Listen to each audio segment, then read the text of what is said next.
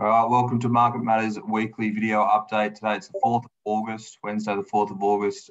We are getting into reporting season now, and the ASX is just punching through all-time highs, it looks like, again this week. James, like I mentioned, we're going to start off with earnings season kicking off. Middle of the year, August is always a fun time as they come out with their earnings updates across the ASX. Today, what are we expecting in this earnings season, James? Yeah, Harry, always a busy time for you and I and the rest of the team dissecting all the earnings reports. So, going into this full year FY21 earnings season, it's going to be focused on, how good has it been? So obviously FY20 was a very depressed year. FY21 has been this resurgence in earnings where, companies are making lots of cash. And some of that cash is being passed back in the form of big dividends, particularly from the miners. If you think about the big sectors in the market, we've got the miners and we've got the banks. The banks are flush with cash. They've got huge amounts of excess capital on their balance sheet. So some of that's going to come back to shareholders. And then the miners have been benefiting from resurgence in commodity prices, mainly iron ore. It's going to be a good reporting season. That's factored into the market. So we then look at outlooks and, from a collective sense, the market's anticipating earnings growth in FY22 of 10%. So that's pretty much what the reporting season's got to come out with in FY21. That guidance is going to be along the lines of aggregate earnings growth of plus 10% for FY22. Yeah, certainly. So we've seen already, probably a month or two earlier this year, capital markets ramping up. We've seen a number of deals across the ASX already in the last couple of weeks. Afterpay is the big one we're going to touch on first. Square, looking at those guys with a scrip deal for Afterpay, which gets them out of what works out to be about 136.50 at the moment based on last prices. James, changes very dynamically. Yeah, it does. What's your take on Afterpay's deal there? Yeah, I mean, you made mention of all the M&A deals coming through. It'll be the time to be an M&A banker. There's going to be a lot of corporate fees being paid to the investment banks. There has been in the last 6 months. There's going to be a lot paid in the next 6 months. So that's sort of that happens when interest rates are low and larger companies are looking for growth. In terms of the Square and Afterpay deal, it's phenomenal. It's the biggest in corporate Australian history. In terms of size, but also in terms of multiple. You don't hear companies paying 40 times sales very often for a business, but it is. I think the two of them are a good fit. So Afterpay's got phenomenal growth, but they're only new over in the US. They've been going 3 years. They've acquired 10.5 million customers over in the US in that time, which is dwarfs what they've got in Australia. And the US is really the huge land grab. And you get a sense of scale when you start looking at companies or listing the companies like Square, PayPal, Facebook, Amazon, all those big US companies. They're huge. Square's got a market cap of about 150 billion Aussie. Only 3 years ago that was capped at sort of 30 odd billion or 35 billion Aussie. So the growth is huge. And the combination is going to, in my view, is going to be a force to be reckoned with. Obviously, Square's got 70 million customers in their cash product that can now be introduced to Afterpay. So to me, it's like, it's the sort of the size and the first mover advantage is really important in technology, and so is scale, and these guys have it. So look, a great win for Afterpay, great for the ASX that Square and Afterpay are going to be listed through a CDI on the ASX. So good to see, Harry. And that's what markets love, M&A and bullish M&A, and this is a bullish growth focused M&A deal. No, not 100% a done deal yet, but it looks most of the way there at the moment. Yeah, come on, it's as done as it's going to get done.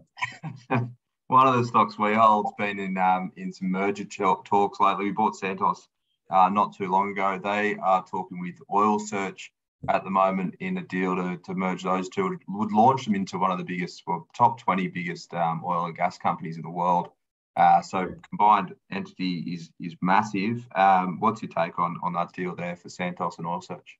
Yeah, I think bigger picture, it makes sense. There's no doubt, no two ways about it. I think it gives them more diversification. It gives them a better suite of assets. It gives them a better balance sheet. And you made mention of they're going to be top 20 oil and gas company in the world. So you get cheaper funding costs and the like. There's a few assets they'll need to jettison in terms of Santos's purchase of Oil Search. But overall, I think it makes strategic sense, particularly where Oil Search is from a management perspective, a board perspective, and the complexities around that business operating in PNG and the like. So for Santos, they've looked at this for ages. So the two CEOs have talked about, or the two past CEOs have talked about it a lot. It's been muted for some time. I think it's pretty swift by Santos doing it now. Like, the premiums are low. So before it was announced back in July, it was about a 17% premium for the Oil Search share price at the time, which is low in itself in terms of a takeover premium. Very low in terms of takeover premium. We've just had that Altium reject Autodesk at a 40% premium. So to give you some context there, different scope, but and Square is buying Afterpay at a 30% premium. So when you think about the 17% premium that it was announced at, and now the other, it's now more like a 5 or 6% premium. So they're getting it for a song, in my view. And yeah, I think I like the energy space. I like the combined company going forward. So we're holders of Santos. Now we'll be holders of Oil Search assets if it goes through. So I'm comfortable with it.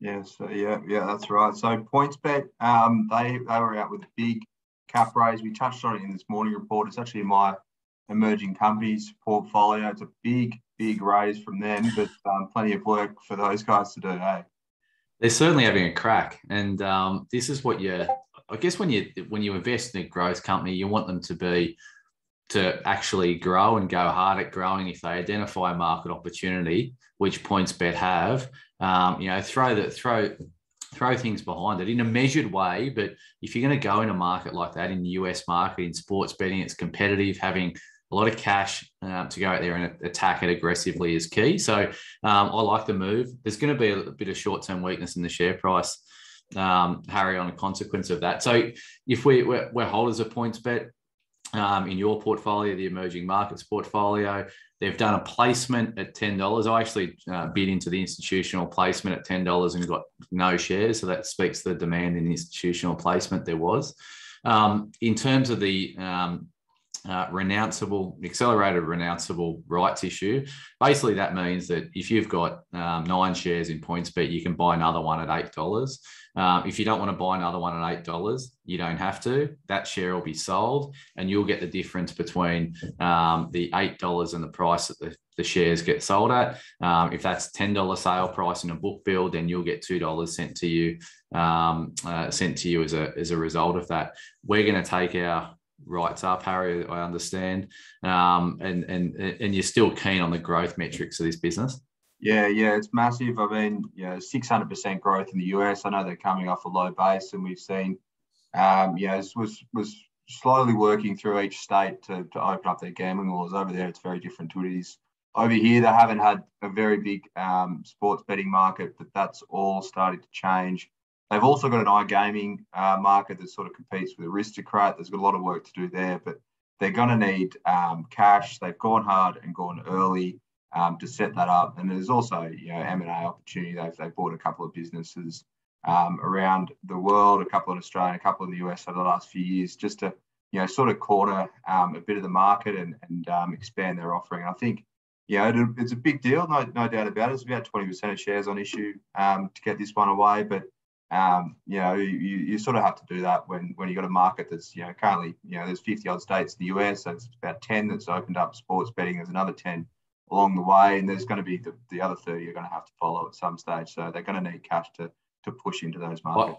I like what you just touched on about gaming. I think iGaming is a massive area. And I don't think so it's an area that I haven't got for a while, but we've started to do some work into it. And I think it's got a huge pathway for growth. And I think the numbers are simply staggering in terms of iGaming and the money that's involved in it, and the future of that area, and betting, like it or not, is going to be involved in that. So certainly a growth area. What else are we talking about, Harry? I'm I think lost. that's all for now, James. We're running out of time. We've got plenty to get back to in the markets. Probably some more M&A deals in the time that we've recorded this one, James. All right. Have a good one.